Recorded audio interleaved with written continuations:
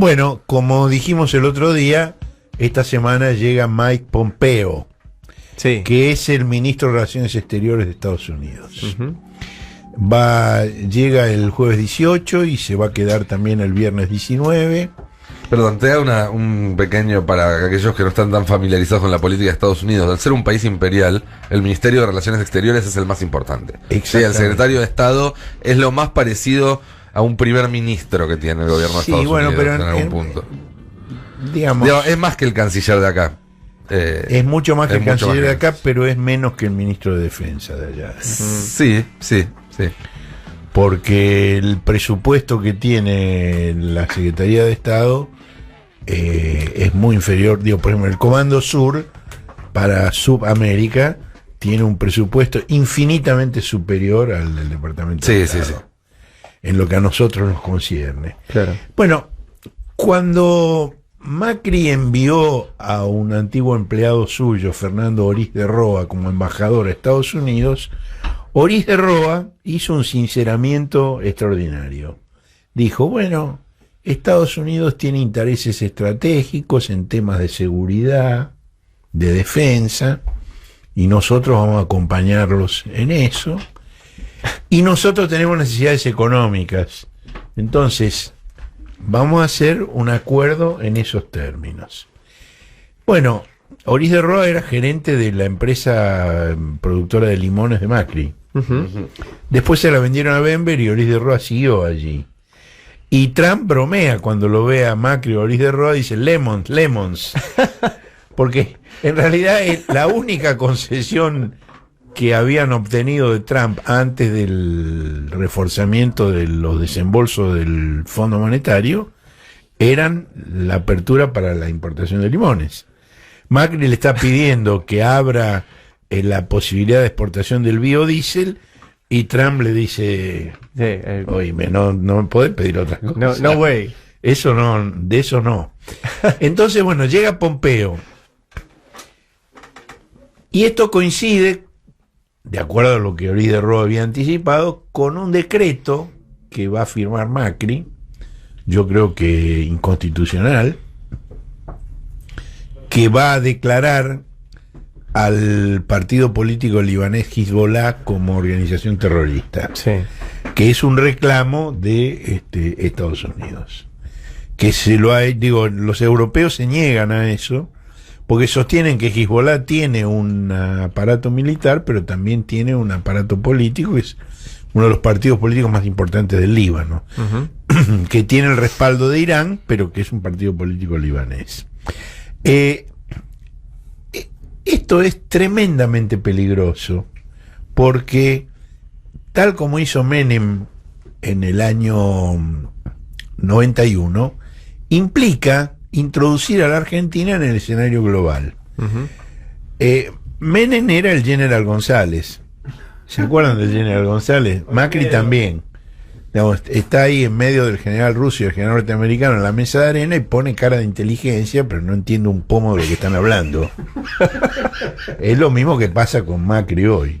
El General Macri no entiende un pomo de esto, pero necesita la guita del Fondo Monetario para llegar con alguna esperanza de no perder por paliza en las PASO. No de ganarlas, de no perder por paliza.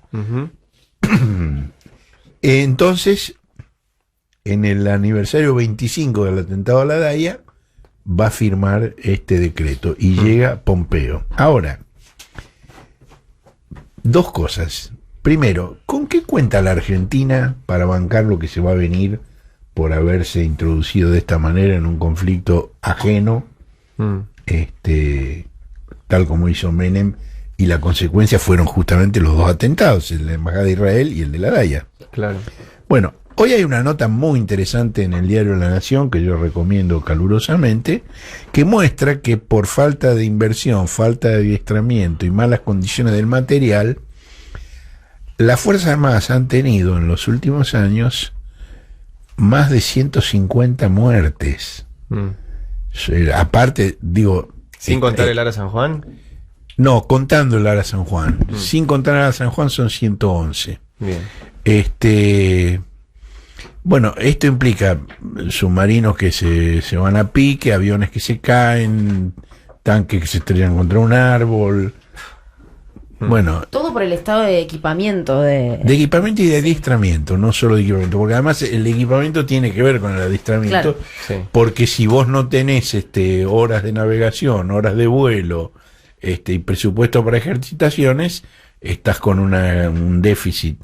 Esto se vio en el desfile patético del 9 de julio, donde desfilaron regimientos vintage, es decir, con uniformes de época, que hace 200 años que no existen, muchísimos regimientos vintage desfilaron, y desfilaron fantasmas también.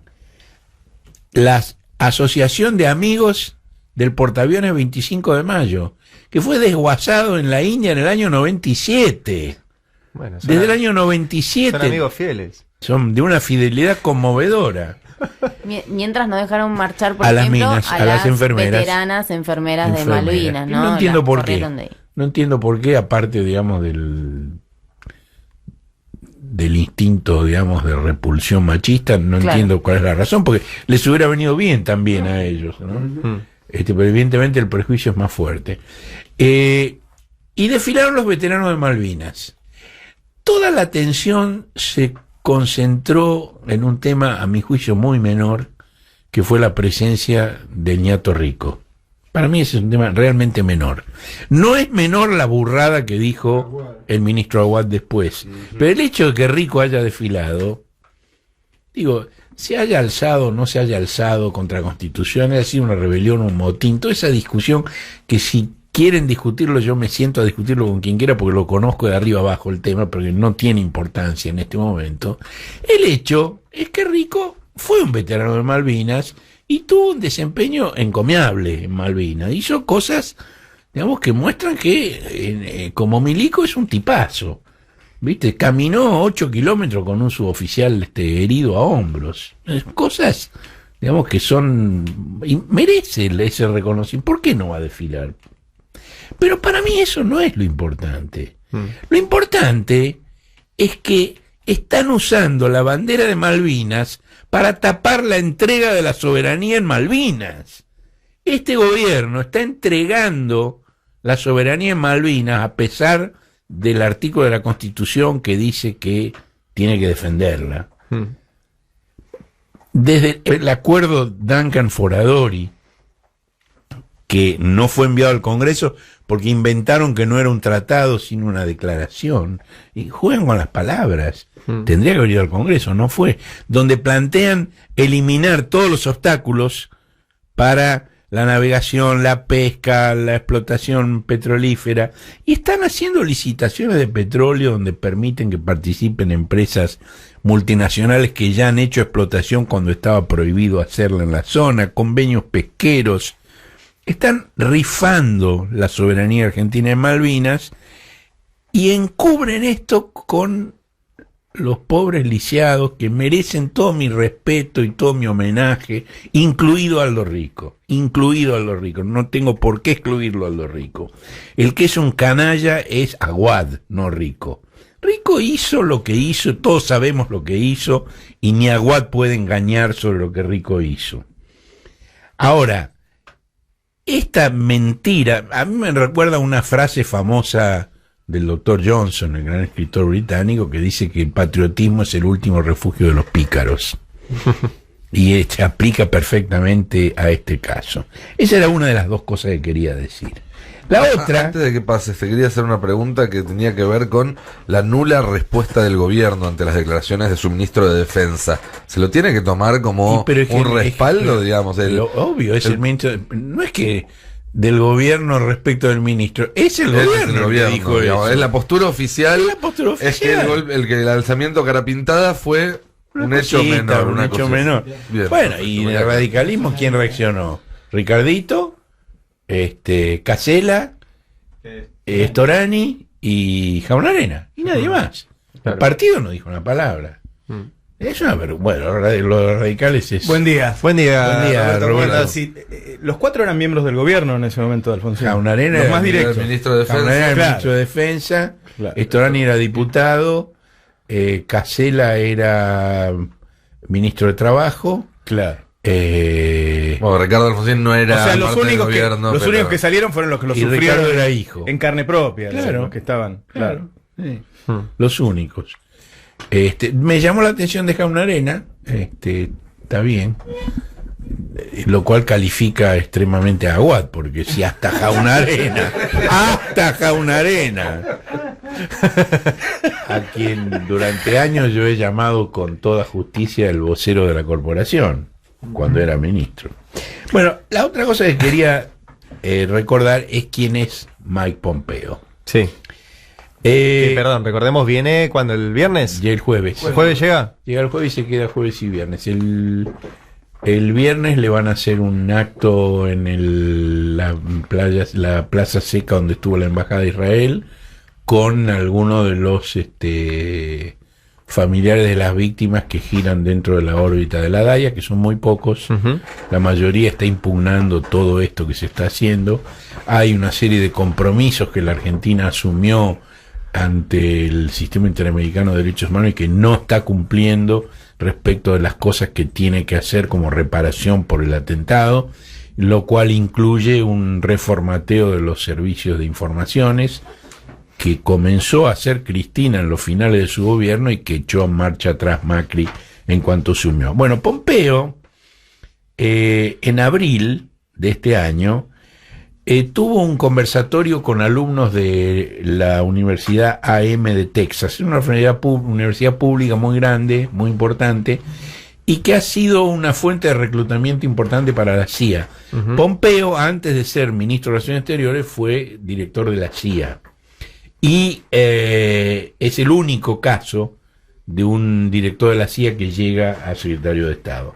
Entonces Pompeo, en ese conversatorio, recordó que cuando él fue cadete del ejército, la consigna en el colegio militar de West Point era: no mentirás, no engañarás, no robarás, ni tolerarás a quien lo haga. Y de inmediato agrega: yo fui director de la CIA, mentíamos, engañábamos, robábamos, todo eso hacíamos. Y esa expresión es saludada con una carcajada por la audiencia. Y él también está feliz. Bueno, él es el inspirador de la campaña de Juntos por el Cambio, que financia su presidente Donald Trump a través del Fondo Monetario. Mentíamos, engañábamos, robábamos. Está hablando de Macri. Está hablando de Macri, Pompeo. ¿Qué duda cabe? Bueno, yo quiero hablar también de Pompeo. Es diácono de una iglesia cristiana y todos los domingos predica en la iglesia. Aparte de ser un halcón de política exterior, él y Bolton son los dos principales halcones. Pero además es un reaccionario integral. La semana pasada él creó en el Departamento de Estado una comisión que se llama, tiene un título notable, Comisión de Derechos Inalienables. Ajá. Que se propone redefinir el concepto de derechos humanos. Hay derechos inalienables y derechos que, por contraste, no son inalienables. Y Pompeo dijo que la libertad religiosa es nuestra primera libertad. Hay una encíclica de Juan Pablo II donde dice eso. Cuando el tema de los derechos humanos se convirtió en un tópico mundial y hubo mucha insistencia sobre el tema, Juan Pablo II hizo una encíclica donde dijo: sí, los derechos humanos están muy bien, pero el principal es la libertad religiosa. Y lo usaba contra el gobierno comunista de Polonia de esa época. Bueno, Pompeo designó como presidenta de esa comisión a la ex embajadora en el Vaticano, Mary Ann Glendon, que su característica es la oposición al matrimonio entre personas del mismo sexo, porque dice que les enseña a los chicos que hay formas alternativas de familia a la de marido y mujer criando juntos a sus hijos, y lo plantea como si valieran lo mismo. Esta es una posición extrema, incluso entre quienes se oponen al matrimonio igualitario. Claro. Otro miembro de la comisión se llama Peter Berkovich, quien afirma que la fuente de todos los derechos humanos es la cristiandad. Ajá. Otro miembro se llama Christopher Tollefsen, quien sostiene que los embriones son seres humanos. El cuarto miembro es nuestro viejo conocido Paolo Carosa.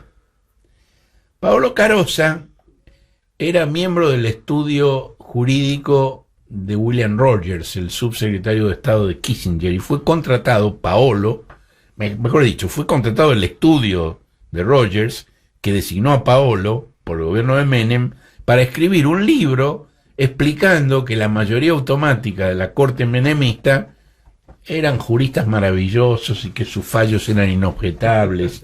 Ajá. Después fue designado miembro de la Comisión Interamericana de Derechos Humanos, y ahí él quiso hablar conmigo porque yo había publicado esta historia del libro de la corte, y temía que cuando fue candidato, él temía que yo le torpedeara la designación, y me hizo ¿Cómo se le puede ocurrir eso? Una profesión de fe, democrática en los derechos humanos.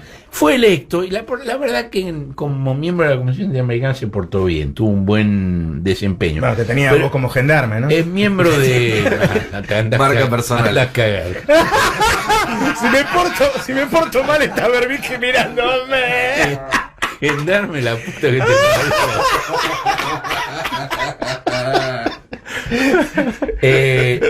parió. Paolo Carosa además es asesor de una comisión pontificia del Vaticano, y Tollefsen, el que habló de los embriones como seres humanos, polemizó con el Papa Francisco, porque dijo que el Papa había ido muy lejos al admitir el uso de anticonceptivos para prevenir la transmisión del virus del Zika a los recién nacidos. Bueno, la última integrante de la comisión es la activista de derechos humanos Katrina Lantos Sweat, compañera, sí. La prima. Tu prima. la prima de Nick, así como Pompeo tiene un primo en el gobierno de Macri, que es el secretario de Asuntos Estratégicos, Un primo Fulvio no habrá, Pompeo. Un primo no habrá consecuencias, tiene. Fulvio Sí. Pompeo es el tipo que planteó la conversión de las Fuerzas Armadas en una gendarmería antinarcóticos, recordemos, y tiene prioridad sobre la Cancillería, sobre el Ministerio de Defensa y sobre el Ministerio de Seguridad. Pompeo es el que coordina todo eso, el Pompeo de acá. No sé si es pariente, dije con chiste, No, no que son era parientes. Bueno, para encontrar en la Argentina una posición como la de Pompeo, hay que ir al extremo, hay que buscar a Héctor Aguer. Claro. Bueno, este es el señor Que llega viene el mañana jueves. y que viene el jueves, y al que Macri le va a dedicar un decreto peligrosísimo que va a volver a meter a la Argentina en el conflicto mundial más caliente, que vincula a Tel Aviv, Teherán, Washington y ahora Buenos Aires. Todos los riesgos a cambio de unos mangos para la campaña de Macri. ¿Cómo la ves, Navarro? ¿Me contó? Da miedo. Es un libro que hablo, Horacio. No, estaba pensando algunas cosas que me dijeron el fin de semana sobre el papel que puede jugar esta empresa Smartmatic, ¿no? Ujú. Que no se piensa que va a servir para el fraude, sino para cambiarle un poco la cara a las PASO, Sí. ¿no? Porque lo que dicen es que, bueno, sí, no sé, si Alberto está en condiciones de ganar por 8 puntos, Smartmatic te puede presentar ese día un triunfo por 3,5. Ujú. Y entonces va ablandando, ¿no? No tenés la información en Wall Street de que ya está, ganó por 8 puntos, entonces no lo vas a poder alcanzar. Y eso va a aparecer a los 15, 20 días, como sucedió en las PASO en 2017. Y le sirve para eso. Y la verdad que es un Las comentario. encuestas que tiene Alberto dan una diferencia para las PASO. La peor le da una diferencia de 6 puntos y la mejor de 13. Sí. Mm. Por eso sacan ese promedio de decir, bueno, podemos ganar por 8 o 9 y ellos van a presentar que ganamos por 3,5. 13 más 6, 19, dividido 2, 3,5. Bueno, es lo mismo que la bajada de la inflación que decís vos, ¿no? Que baja para arriba. Pero bueno, yo digo, ¿qué tema que estemos hablando de eso? Porque la verdad, no sé, ¿cuánto hace que no se habla de fraude en la Argentina? No es un problema que tenemos. No, y de hoy, fraude a nivel ¿no? nacional, porque te dicen, y no hay problemas con la de papel. Yo estuve reunido con la gente de Smartmatic. Entonces, el argumento siempre es, ¿y qué, con papel no hay problema? Y sí, hay problema. Y me dice, ¿y qué? ¿Y si entra un tipo con un arma en un cuarto oscuro y le apunta la cabeza a los presidentes de mesa y les dice, pongan las boletas que yo les digo? ¿No hay problema? Te dicen. En la tapa de Crónica. Claro, y yo le digo, mirá, justamente ese es el problema. Eso se ve si sucede. ¿Puede pasar? El que te dice eso nunca fue a votar en la Argentina. Las escuelas están llenas de policías. O sea, no hay chance de que pase algo así. Pero a ver, eso lleva al extremo. Dice, no puede pasar que haya un puntero. Ese puede pasar. Ahora, acá te cambian 3-4 puntos, te pueden cambiar. Claro, no, y además no es una escuela. La gran explicación a todo esto es que al ser electrónico, la diferencia de hacerlo a escala es que necesitas una sola persona y no 20.000. O sea, si vos querés cambiar todas las urnas del país, necesitas 20.000 punteros que te lo hagan en simultáneo y que nadie se dé cuenta. Claro. Si lo necesitas hacerlo vía las computadoras, difícil. Cosa imposible. Ahora, hacerlo a través de una computadora necesitas un buen hacker. Y que nadie se va a dar cuenta. O sea, esa es la diferencia. La diferencia de escala que te permite hacer cualquier cosa informática es que primero no se ve, y segundo, los recursos que necesitas son mucho menores y es muy difícil de detectar. Ahora, estos reclamos que se hicieron desde el Congreso la semana pasada, digo, ¿tienen algún correlato judicial en este momento? ¿Estamos esperando alguna decisión que pueda modificarla? No, debería, si la Cámara Nacional Electoral puede llegar a resolver, pero hasta donde tengo entendido no lo va a hacer, que no se utilice. Y también puede intervenir la Corte Suprema. Ajá. En este caso... En cualquier caso puede intervenir. Yo lo que tengo entendido... Que vaya a hacerlo o no es otra cosa. No, por eso, sería una jugada muy fuerte porque estarían diciéndole directamente al gobierno, mira, algo en lo cual ya te gastaste, por un lado, casi 2 millones de dólares en el sistema de los telegramas escaneados, y por el otro lado, cerca de 20 millones de dólares que se lleva la misma empresa para el escrutinio provisorio. ¿Qué haces con eso? Yo lo que tengo entendido por lo que fui hablando... Como diría Guadé, chiquito. No, casi nada. Gente de la justicia electoral y apoderado de los partidos y demás, es que el escrutinio provisorio técnicamente no es parte del proceso sobre el cual rige la ley electoral, que sí rige sobre el escrutinio definitivo, con lo cual es algo que maneja el Ministerio del Interior medio a su voluntad. No hay muchos organismos de control. O sea, debería salir una ley del Congreso que legisle sobre eso, cosa que no puede suceder en este lapso. Es complicada la cuestión. No sé si la Cámara Electoral puede ordenarle al gobierno no usar el sistema de Smartmatic. Ahora, en menor medida, tenemos una experiencia ahora en 2017. Digo, Cristina tuvo que esperar 20 días para que le reconozcan que había ganado la provincia de Buenos Aires en las PASO. Esa era del 2017 y tenemos la del 2015 en la ciudad de Buenos Aires, donde ya publicamos las pruebas de que el sistema de MCA, que es otra empresa, pero que dicen básicamente lo mismo, fue hackeado. Y a mí me lo reconoció el propio Lustó, que él sabía que el sistema había funcionado mal, pero bueno, según él había cosas más importantes y se fue de embajador a Estados Unidos. Volviendo al tema de las encuestas, anoche me decían que recibieron, que tenían la primera encuesta que lo daba Alberto en 45. Sí. Ah, tenés esta información. Que bueno, ahí 45,1. Ahí se acaba, cuando llega ahí se acaba todo, ¿no? Claro. Digo, el 45 es mate. Sí. Y se terminó el juego. Por el otro lado, el gobierno está recibiendo encuestas que muestran que a Macri, más allá de lo que dicen públicamente, le está costando alcanzar de manera sostenida el 34% de la primera vuelta de 2015. Bueno, es que también se creó la idea de que Macri se estaba recuperando, entonces iba a seguir subiendo. Se está recuperando, pero está recuperando el piso de 25 puntos. Bueno, claro, está volviendo a un número anterior al dolarazo, que tampoco era tan alto. ¿No? Así es. Bueno, 10 de la mañana y 1 minuto, quédense ahí que en un ratito vas a hablar con Axel Kicillof, ¿no? Así es. Con el candidato a gobernador de la provincia de Buenos Aires, así que atentos a la conversación que tenga en un ratito. Sí, ustedes vieron que ayer en el diario Perfil, Guillermo Nielsen, que es uno de los asesores de Alberto en el tema de la renegociación de la deuda externa, hizo un ataque brutal contra Axel, dijo que era un ignorante, dijo que era un marxista disfrazado de keynesiano. ¿Qué es eso? Y bueno, Alberto lo desmintió, dijo, no es mi referente, estoy totalmente en desacuerdo con lo que dijo, y además le indicó a Nielsen que se llamara silencio por 2 semanas. Nielsen ya había generado un enojo en el equipo porque empezó a decirle a los empresarios que él iba a ser el ministro y que ya Alberto le había dicho que él era el ministro, cosa que no era cierta. No es cierta. Pero cosa que es útil para cualquier tipo que tenga una consultora, ¿no? Claro. Entonces le está diciendo a sus que empieza a cobrar honorarios yo un voy poco a más ser el altos. próximo. Pero la verdad es que es difícil encontrar la explicación de un ataque así porque, digo, se está metiendo contra una especie de estrella electoral que soy Kicillof, por lo cual era obvio que lo que él explica es que Kicillof dijo que Nielsen estaba trabajando para los fondos buitre y que eso no es cierto y que a él eso lo ofendió profundamente. Y ahí Alberto le dijo, bueno, sentate a tomar un café con él y decíselo, pero no hagas un reportaje por un tema del pasado, de hace 10 años, que complica toda la campaña totalmente al pedo, ¿no? Qué violento que están con Axel. Bueno, pero ellos, uno supone que ellos están No, por eso ellos, digo, están muy muy violentos. De hecho, el otro día Jorge y bueno, Macri... lo que pasa es que hay fronteras lábiles, ¿no? Hay una gran porosidad, ¿viste?